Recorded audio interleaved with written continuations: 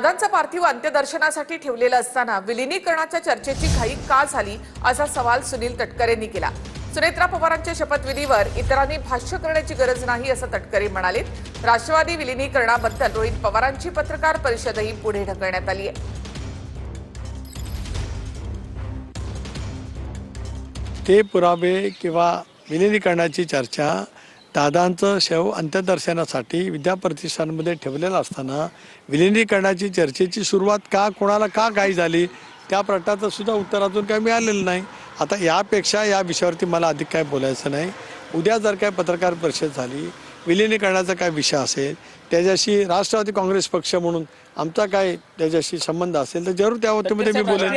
आम्ही एनडीएमध्ये आहोत। एनडीएमध्ये माझं प्रणित आज देशातला महत्त्वाचा एक घटक आणि यूपीए म्हणजे काँग्रेस प्रणित घटक, अशा वेळेला आम्ही एनडीएमध्ये आहोत। दादा असतानाच मी वारंवार भूमिका स्पष्ट केली की आम्ही निर्णय घेतला सामूहिकरित्या दादाच्या नेतृत्वाखाली एनडीएसोबत जाण्याचा। तो कालही होता, आजही होता आणि उद्या भविष्यामध्ये सुद्धा राहील।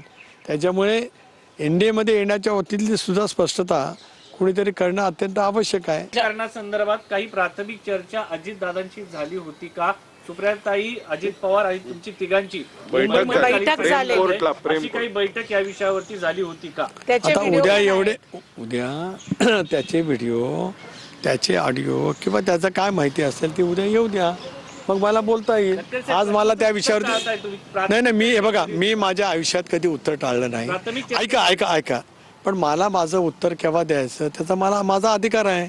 तुम्ही प्रश्न विचारण्याचा तुम्हाला अधिकार आहे, उत्तर केव्हा काय द्यायचं तो माझा अधिकार आहे। मेन विषयाकडे लक्ष न जाता दुसऱ्याच विषयाकडे त्यांचं लक्ष गेल्यामुळे कदाचित काकींची इच्छा नसताना सुद्धा शपथविधीला सुद्धा काही प्रमाणात घाई ही त्यांच्याकडनं तिथं झाली। सगळ्यांच्या प्रायोरिटी आणि महत्त्वाच्या गोष्टी वेगळ्या असतात। एक असं आहे की जो निर्णय झाला तो सहमतीने झाला, पक्षामध्ये एकमताने झाला। आता त्याच्याबद्दलचं भाष्य करण्याचा इतरांना अधिकार काय येऊ शकतो? कारण हा राजकीय निर्णय आहे।